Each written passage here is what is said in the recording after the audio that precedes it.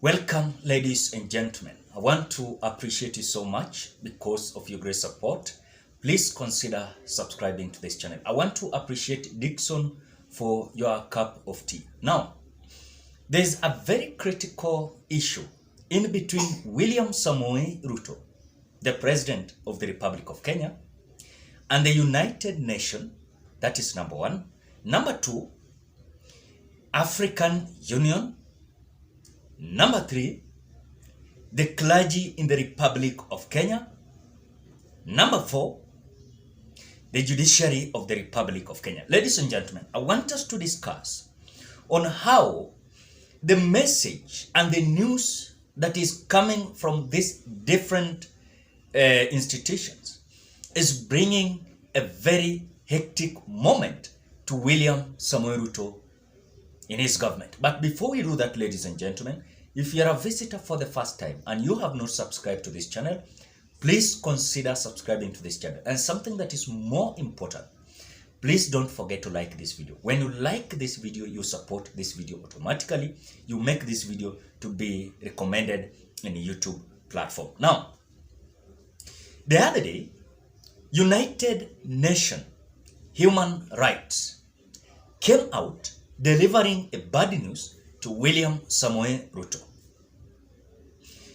This is a man that has been always seen when it comes to African meetings, trying to show the United Nations that is a man capable liberating African countries from this so-called captivity from the West countries. When you look at United Nations, never came out receiving that news lightly. But again, I don't want to speak about the issue where United Nations never came out agreeing with William Ruto's agenda when it comes to the leadership of African countries. But I want us to speak about the issue where the United Nations is feeling like William Ruto is not a deserved president, or rather is not handling the citizens in a right way, the way he has been seen trying to tell other countries on how the democracy and justice must be fulfilled in different countries. When you look at William Samoei Ruto attending different meetings, when it comes to United Nations meetings, when it comes to African Union meetings, is a man that has been always speaking about democracy and justice. But when he is back in his country, is a man that is incompetent. He doesn't deserve to have a reward when it comes to democracy and justice. And that is why you saw what is happening with our country currently about demonstration where opposition is leading some unsatisfied Kenyans to demonstrate against this incompetent government of William Samoei Ruto. So when you look at the way he is handling the demonstrators and protest, he is a man that never accepts the issue of justice and democracy. And this is just a kind of thing that when he is out there, is trying to tell the other countries that he is a man that understands on how to handle Kenyans. He is a man that knows how to handle democracy and justice. When United Nations, through the Office of Human Rights, coming out to deliver a bad news to William Ruto, that the way he is using police force to disperse the demonstrators and picketers is not a right way that he must come out to handle Kenyans. Because under the Constitution of the Republic of Kenya, Article 37 accept and outlined on how the demonstrators, picketers must conduct themselves, where there is protection of the police officers. But what we are seeing is that police officers are coming out to disperse the protesters and picketers using the live bullets, using tear gas, using water cannons. Now, when you look at this message, then you relate with what William Ruto is talking about in African Union. You want to tell me this man is competent? He is not competent, because when it comes to his speech, people are applauding and also appreciating the good speech that he has been giving them. But in reality, is a man that I can describe is like a demagogue, is not someone that understands on how a country should be governed.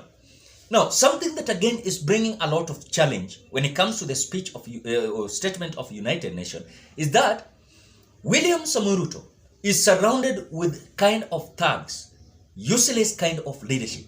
That, ladies and gentlemen, if we are not careful, our country is droning day in, day out. Now, look at the issue of African Union. African Union is like understanding William Ruto as a good leader, as someone that should lead the matters of Africa. But when it comes to his country, other countries are good than even Kenya. Because when you look at the way, for example, look at the way South Africa, you saw what happened when Malema led demonstration in South Africa, and the way Raila Odinga led demonstration in Kenya. Can you see the difference there? The difference is Ramaphosa, the president of South Africa, never came out staging the police to come out to disperse the protesters or picketers. It was so peaceful. In fact, even I never saw police officers. They were peaceful, marching, carrying their placards without any worries, without any interference of police officers. But when you look at our country, Kenya, is that the president and his supporters, you find that they are doing things that are contrary to the Constitution of the Republic of Kenya. What they are doing is they're using excessive police force so that they can paint a bad picture of the Azimio team as those who are creating chaos and violence. That is what they are doing.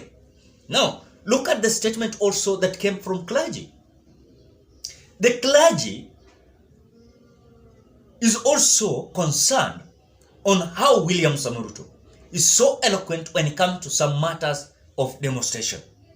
Is a man that when it comes to the issue of discussion or dialogue is just playing with the minds of Kenyans. So when you look at the statement that clergy came out giving out, but still I blame the clergy because they never came out stepping right on time when it comes to the issues that Raila Odinga was addressing. So if they're now feeling like the pinch is so hard to them also, they're coming out to complain about the governance of William Samoei Ruto. These are just people who are impunities, because at that time you were eating the money of William Samoei Ruto. You never came out speaking about these issues. Now you felt like now that this pinch is hitting you hard, now you're coming out to speak about the issues that William Ruto is not able to address. Look at the issue of judiciary. Judiciary is also sending a very kind of wave that, look, you must follow the rule of law. You must follow the Constitution of the Republic of Kenya. And that is why you saw the other day, William Ruto came out saying that it is not good, yes, the judiciary to come out to reject his decisions. You know, after the members of parliament came out finding that the finance bill was good according to what they did, convincing some members of parliament from Azimio and also uniting with their members of parliament. This is something that, ladies and gentlemen, William Ruto is feeling like judiciary is sabotaging them. So when you look at the United Nations, look at the African Union, look at the clergy, look at the judiciary, then you look at Kenyans, the way they are so frustrated, they are so devastated. You want to tell me William Ruto deserves to govern the country? Because when you look at people who are surrounding William Ruto, these are just corrupt leaders. These are killers. These people who had been confiscated some times back. And you remember these people are people who had been having cases all over the country, all four corners of Kenya. And that is why when the DPP came out saying that some of them were not guilty and their cases were withdrawn, we were so concerned. So it is a bad message that William Ruto is receiving from United Nations, from African Union, from clergy, and from judiciary. And the way things are going, I want to tell you, things might not be good for William Samoei Ruto. As we are continuing to sow, or rather, as we continue to witness the drama that is going to continue, as Azimio is so eloquent and vibrant when it comes to their demonstration that is going to start on Wednesday again, Thursday and Friday. We are just watching what is going to happen. Ladies and gentlemen, what are your thoughts? What are your thoughts when it comes to this issue? Drop your opinion at the comment section below. Otherwise, thank you so much because of great support. Please consider subscribing, liking, commenting, and sharing this video. Bye bye till you meet on another video.